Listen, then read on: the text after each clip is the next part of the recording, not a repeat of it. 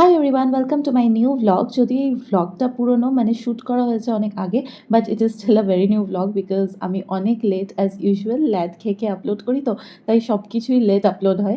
যাই হোক, এতটা ব্যস্ত শিডিউল যায়, অফিস করা, বাড়ি যাওয়া, ছোট্ট একটা বেবির নতুন শিডিউল, সব কিছুর সাথে অ্যাডজাস্ট করে অনেস্টলি আর আমি ভ্লগ দিয়ে উঠতে পারি না। বাট আই স্টিল ট্রাই ছোটো ছোটো শর্ট ক্লিপসের মাধ্যমে তোমাদের সাথে এনগেজমেন্টটা কন্টিনিউ থাকে যেন। তো এই ভ্লগটা হচ্ছে এই বছর ভাইফোঁটার সময়ের।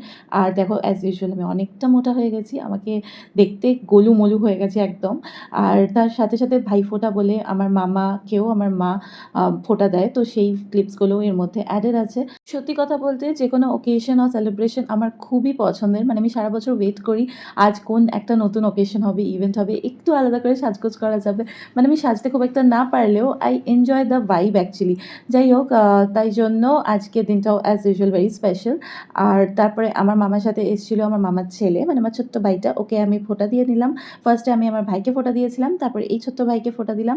তারপর আমি চলে গেছিলাম মামা বাড়িতে। আমার দাদু যেহেতু অসুস্থ, মানে ঠিকঠাক এখন আর আগের মতো অত বেশি অ্যাক্টিভ নয়, তাই জন্য বাড়ি আসতে পারিনি। দাদুর হাতেও পেসমেকার বসানো আছে, তাই জন্য আমি চলে গেছিলাম মামা বাড়িতে। ওখানে গিয়ে আমি ফোঁটা দিয়ে নিলাম।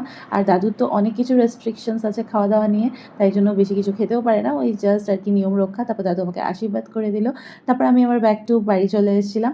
আর হ্যাঁ, এইখানে দেখলে তোমরা একটা কুর্তা যেটা আমার ভাই পরেছিল একদম প্রথম দিকে ব্লগটায়, তো ওই কুর্তাটা কেনা, বাট কুর্তার ফেব্রিকটা কেনা হলেও ওটার উপরে যে ডিজাইনগুলো করেছি ওটা আমি একদম কাঁচা হাতে ফেব্রিক কালার দিয়ে করেছি।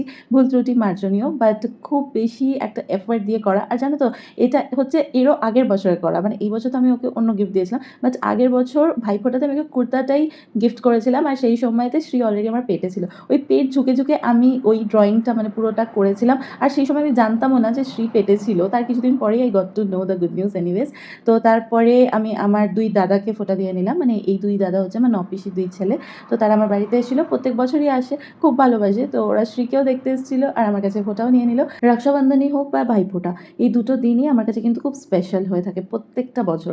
আমি জানি না যে আমি কত বছর দুর্গাপুরে আসা যাওয়া করতে পারবো, how life will take its turn, আমি কিছু জানি না। বাট যখনই আমি এগুলো ভাবি তখনই আমার মনে হয় যত বছর আমি দুর্গাপুরে আছি আমি সবার সাথে একসাথে এই দিনটাকে ভালোভাবে এনজয় করতে চাই। আগে কিন্তু ভাইফোঁটা, রাখি এগুলোর অত বেশি ইম্পর্টেন্স বুঝতাম না, বাট সবাই যেহেতু রাখি পড়াচ্ছে, ফোঁটা দিচ্ছে, তাই পড়াতাম। বাট এখন যখন একটু একটু করে বড় হয়েছি, বুঝতে শিখেছি, মনে হয় এই রিলেশনশিপগুলোই কিন্তু সব থেকে বেশি ইম্পর্টেন্ট। এই বন্ডিংটাই ইজ অল দ্যাট ম্যাটার্স।